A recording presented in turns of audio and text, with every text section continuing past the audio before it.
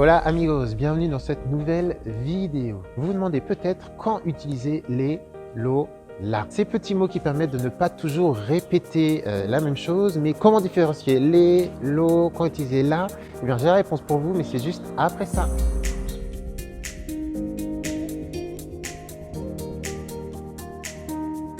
Juste avant, si ce n'est pas encore fait, je vous rappelle que vous avez l'e-book Objectif Espagnol, une quarantaine de pages de conseils d'astuces pour progresser en espagnol et pour parler espagnol. C'est gratuit, c'est dans la description de cette vidéo. Alors, aujourd'hui, on voit un sujet qui fasse les, lo, la, comment faire la différence? Eh bien, cela dépend si on parle d'un objet direct ou d'un objet indirect, un complément d'objet direct ou d'un complément d'objet indirect. Avant de commencer cette vidéo, vous vous demandez peut-être c'est quoi cette jolie petite place? Eh bien, on se trouve sur la place d'un village qui s'appelle Albarracín, juste à côté de Teruel, un des plus beaux villages d'Espagne.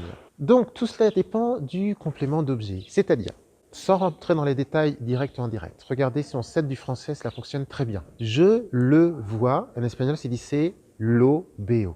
Je la vois, la veo. S'il y a plusieurs personnes, au pluriel, il suffit de rajouter un S. Je les vois, los veo. Je les vois, s'il n'y a que des filles, las veo. Attention, s'il s'agit d'un complément indirect, c'est-à-dire si je dis, par exemple, je lui dis, là, ça va être les digo. D'accordo?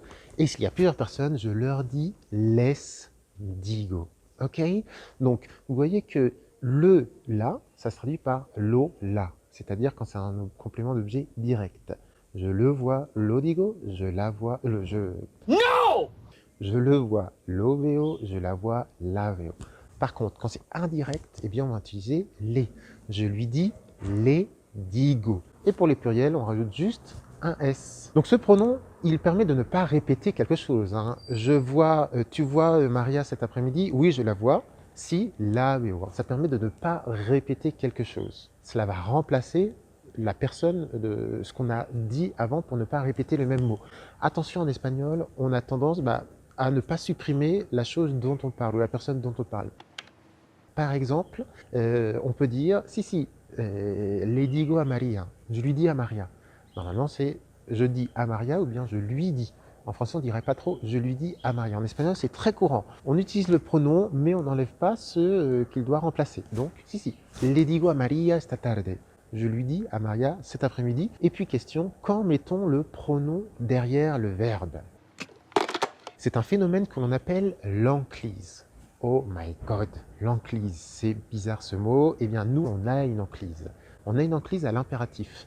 Dis-lui, à Maria toujours, dis-lui, ça va être dis-les. D'accord? Donc, on a cette enclise et on va avoir cette enclise dans différentes situations. On va en fait avoir cette enclise dans 3 situations. Pour les 3 if, c'est-à-dire à l'infinitif, au gérondif et à l'impératif. Donc, on a vu à l'impératif, dis-lui, dis-les. On va aussi l'avoir au gérondif. Je suis en train de lui dire, estoy diciéndole. On le place bien derrière. Et puis, à l'infinitif, je veux lui dire, quiero decirle. ¿Ok? Perfecto, guapos. Muchas gracias por haber seguido esta clase. Hoy estamos en Albarracín, un pueblo súper bonito, uno de los pueblos más bonitos de España. Et bien sûr, vous avez des devoirs.